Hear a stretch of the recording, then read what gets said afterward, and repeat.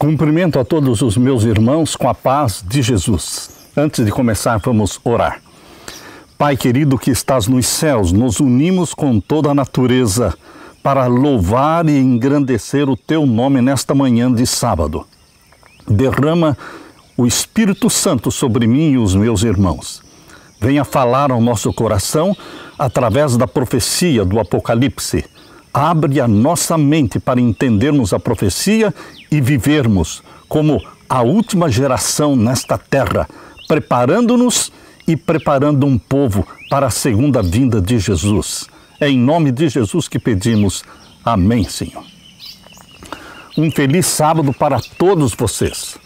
Hoje nós vamos dar continuidade à live que começamos no sábado passado. No sábado passado nós falamos sobre as duas Babilônias de Apocalipse capítulo 17. Aquela foi a primeira parte. Hoje vamos estudar a segunda parte desta profecia de Apocalipse capítulo 17.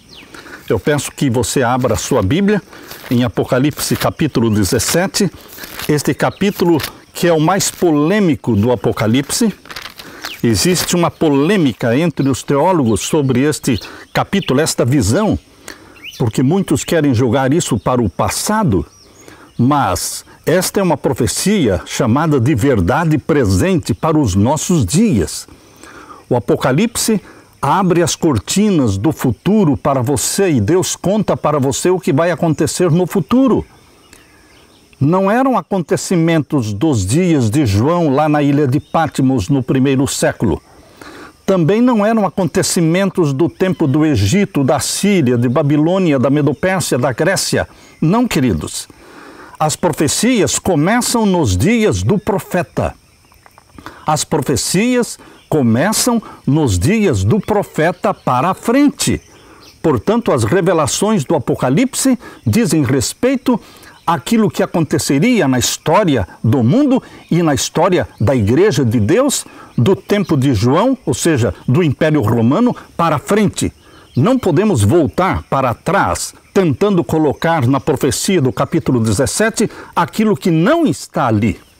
O que é que não está na profecia de Apocalipse 17? O Egito, a Assíria, a Medopérsia, a Grécia.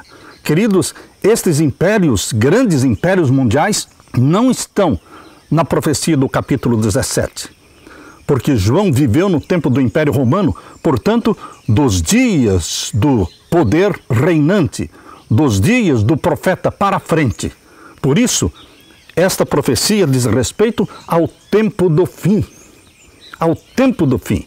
Abra a sua Bíblia no capítulo 17 de Apocalipse.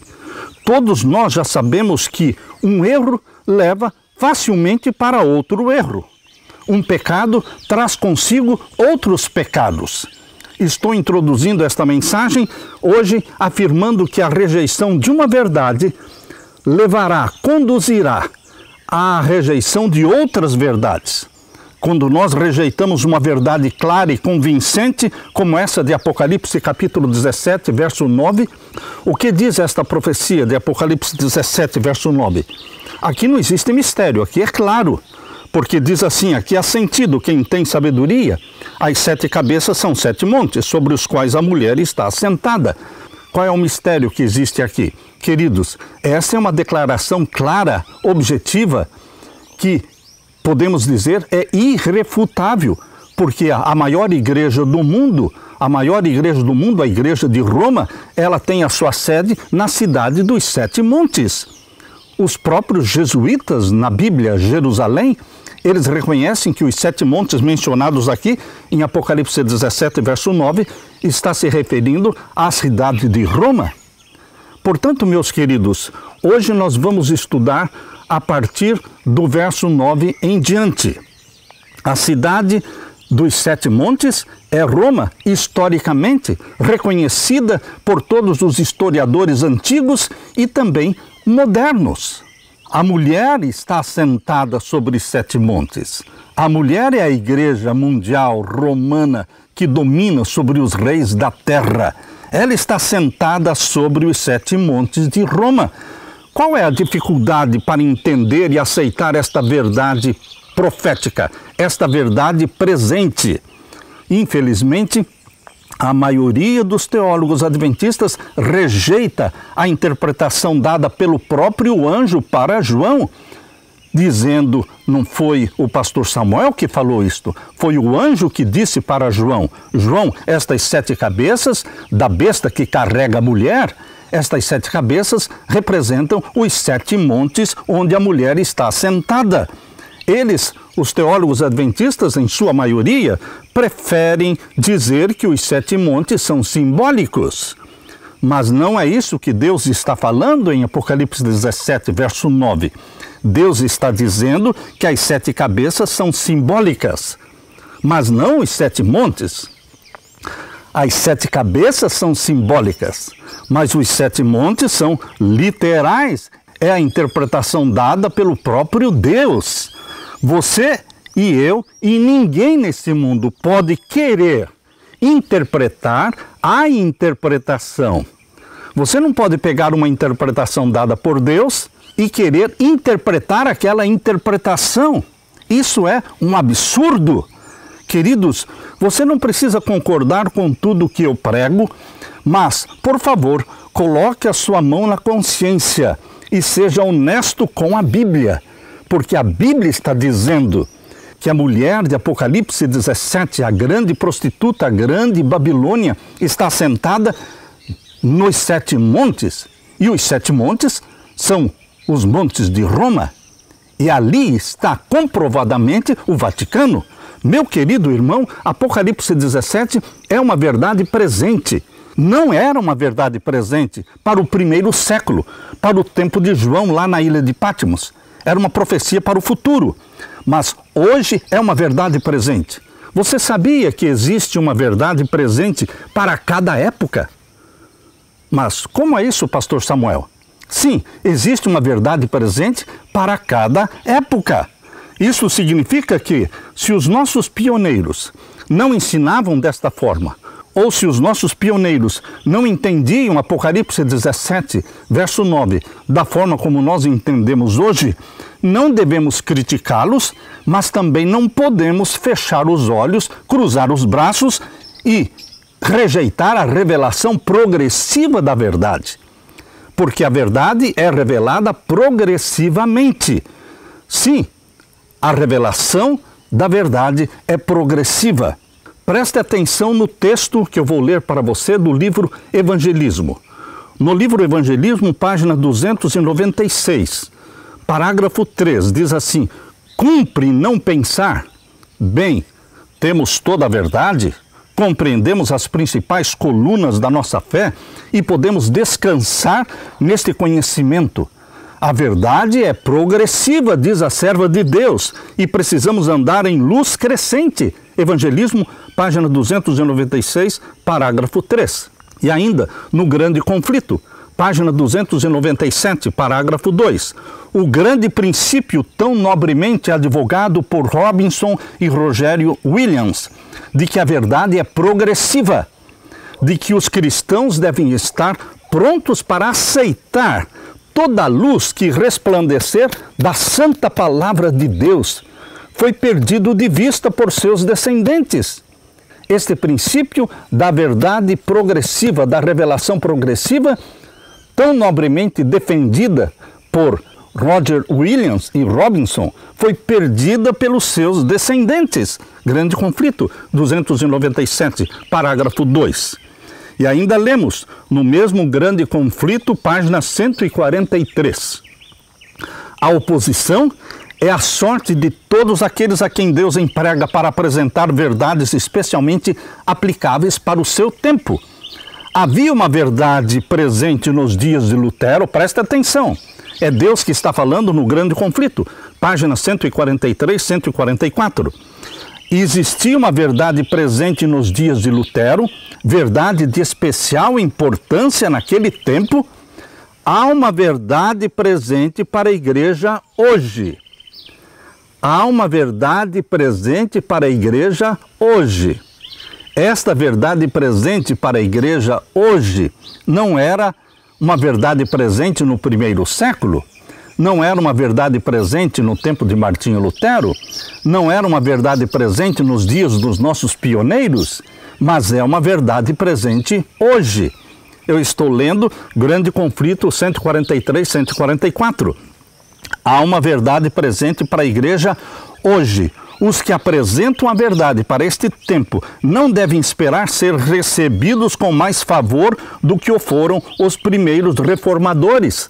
O grande conflito entre a verdade e o erro, entre Cristo e Satanás, há de aumentar em intensidade até o final da história deste mundo. Queridos, voltando os nossos olhos para Apocalipse 17, verso 9, leia comigo. Aqui há sentido, quem tem sabedoria, as 7 cabeças são 7 montes sobre os quais a mulher está assentada.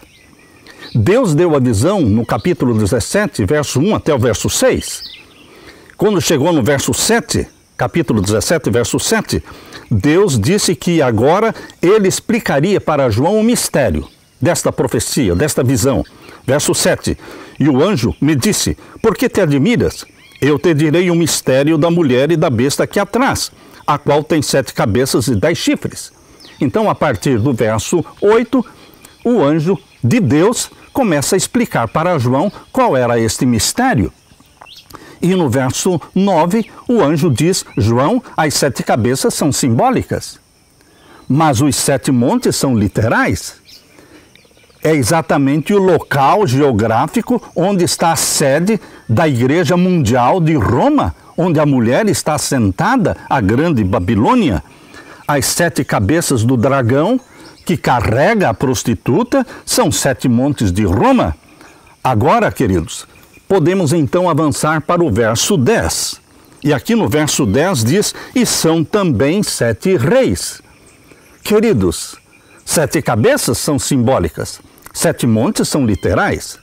7 cabeças são simbólicas. 7 reis são literais. Eu louvo a Deus por ter dado o símbolo e também ter dado a interpretação. Você também louva a Deus porque Ele deu o símbolo e também deu a interpretação? Ou você ficou zangado com Deus? Zangado com o anjo que revelou esta verdade para João? Você está resistindo à verdade presente? Até mesmo os jesuítas concordam que os 7 montes são de Roma. Se a visão de Apocalipse 17 está falando da igreja de Roma desde o verso 1. Roma não surge de repente no capítulo 17, não. Roma está sendo apresentada por Deus, Deus já está preparando a sua mente do capítulo 17, verso 1 em diante. Ele vem preparando a nossa mente, mostrando que o foco é Roma, o foco é Roma. Se a igreja de Roma é a grande Babilônia, a mãe das prostituições da terra, se as 7 cabeças do dragão que carrega a mulher são os 7 montes de Roma onde a mulher está assentada, então, queridos, a conclusão é lógica, é óbvia. Os 7 reis mencionados em Apocalipse 17, verso 10, também são reis de Roma. A profecia vem preparando a sua mente desde o verso 1, para chegar aqui no verso 10 e dizer, estes 7 reis também são de Roma. Porque todo o contexto, o foco de toda esta profecia é Roma, não é o Egito, não é a Síria, não é a Medo-Pérsia, não é a Grécia. Não podemos fugir do foco. Desde o verso 1, Deus está revelando para você. O foco é Roma, o foco é Roma. Mas Satanás está tentando tirar o foco de Roma e conduzir sua mente para os impérios mundiais do passado. O Espírito Santo está dizendo para você nesta manhã, meu querido irmão, minha querida irmã, não perca o foco, não perca o foco. Fique com a Bíblia, o que a Bíblia está falando. Não queira colocar no capítulo 17 o que não está ali. Não introduza na visão o que não pertence à visão. Esta é uma verdade presente para os nossos dias. Os 7 montes são de Roma e os 7 reis também são de Roma. Não complique a profecia de Apocalipse 17, trazendo para dentro dela o que não pertence a ela. A profecia está falando de 7 reis papais no tempo do fim. Para o Papa ser rei, ele precisa ter um reino. Queridos, desde 1798, quando o Papa Pio VI foi ferido e foi destronado e foi preso, desde 1798 até 1929, é a ferida mortal. Todos pensaram que esta ferida mortal, mencionada em Apocalipse 13, e o verso 2 e 3, seria o fim do papado. Mas a profecia de Apocalipse 13, verso 3, diz que esta ferida seria curada e que o papado voltaria e que toda a terra se maravilharia diante do papado. Isso está muito claro aqui em Apocalipse 13, verso 3 em diante. E vi uma das suas cabeças como ferida de morte, e a sua chaga mortal foi curada. E toda a terra se maravilhou após a besta. Você está vivendo nesse tempo em que a ferida mortal está sendo curada e que a terra toda está se maravilhando diante da besta que subiu do mar, o papado. Todos estão adorando o papado. Todos estão seguindo fielmente as orientações do papado. Todos estão em harmonia com o papado. Todos estão se comprometendo com Roma. Todas as religiões do mundo, todas as igrejas cristãs estão se submetendo a Roma e o papado está dominando o mundo. O mundo está sendo preparado para a última supremacia papal de 42 meses.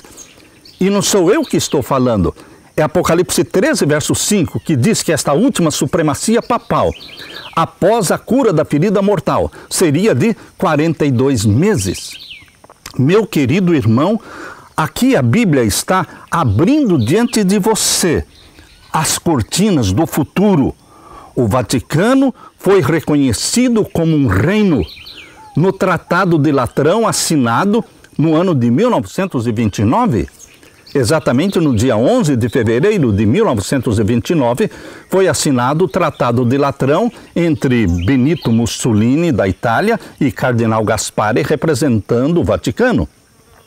O Tratado de Latrão restaurou o Vaticano, colocando-o como um reino, como um Estado, e colocou o Papa como sendo o rei de Roma, a partir de 1929. Portanto, queridos, estes 7 reis mencionados na visão de Apocalipse 17, verso 10, são reis de Roma, reis papais.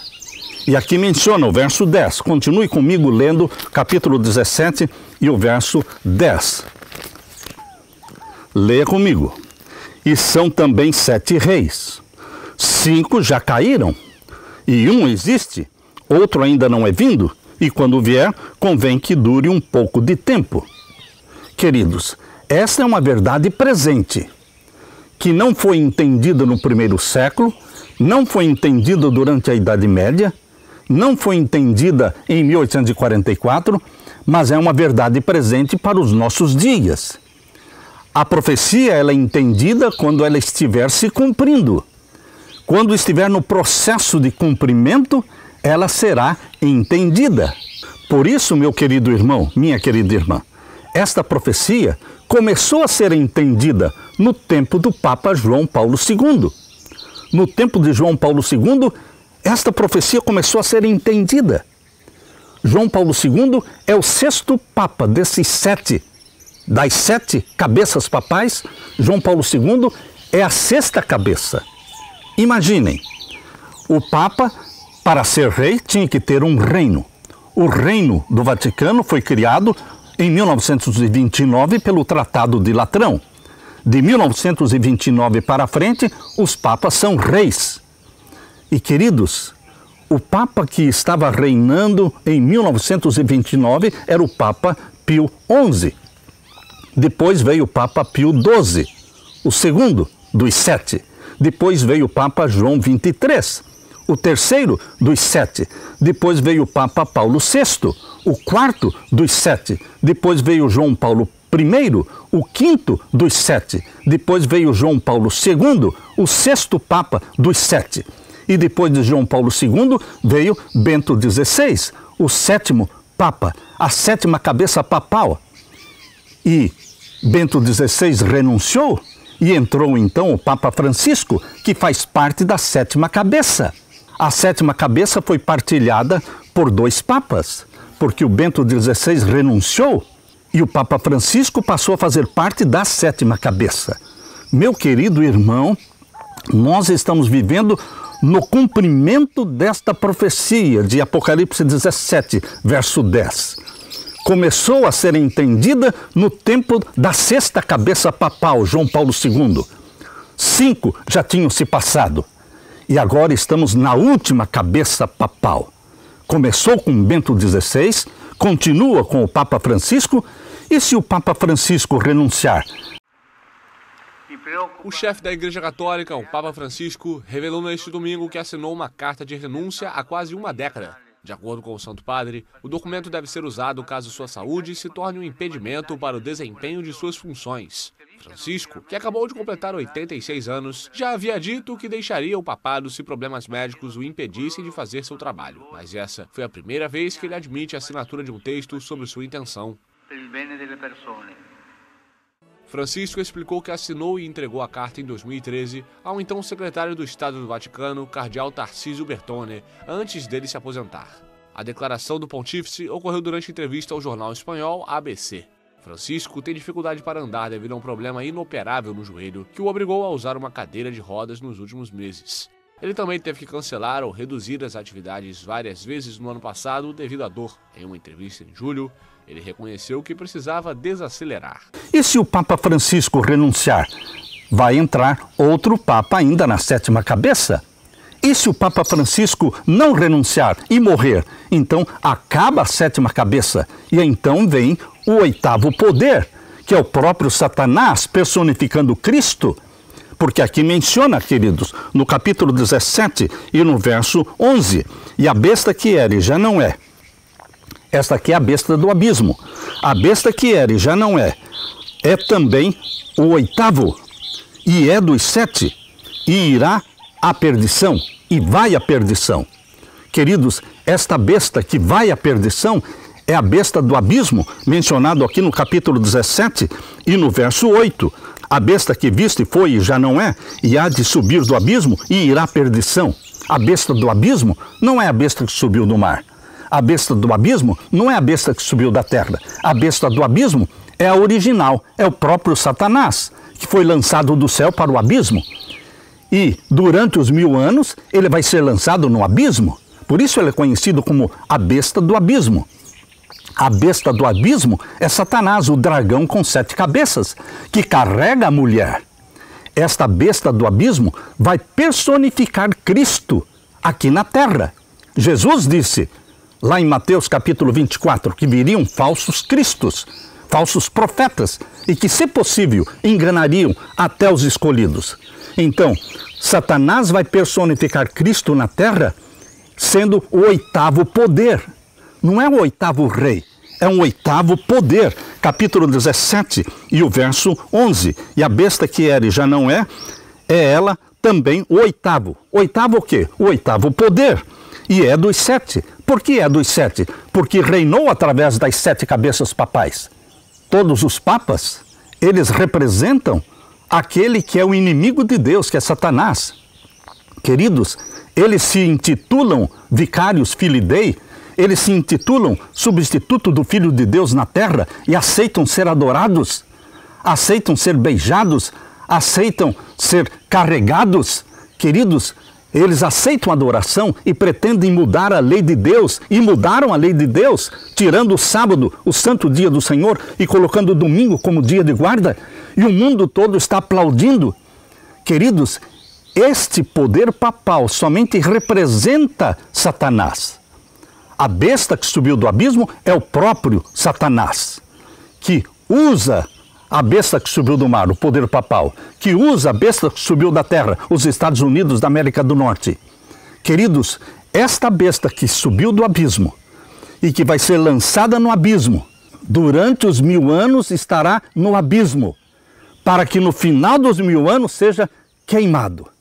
Queridos, é Satanás personificando Cristo. Portanto, nós vemos aqui, estamos vivendo na 7ª cabeça papal, a última cabeça papal. Todos nós estamos sentindo que o fim do mundo chegou. Todos nós estamos sentindo, cristãos e não cristãos, pessoas incrédulas, todas estão dizendo que o mundo está em revolução. O mundo está numa tragédia mundial. Queridos, chegou o fim.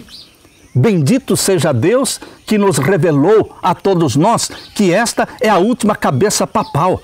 Se o Papa Francisco não renunciar, vai durar pouco tempo para que o decreto dominical saia.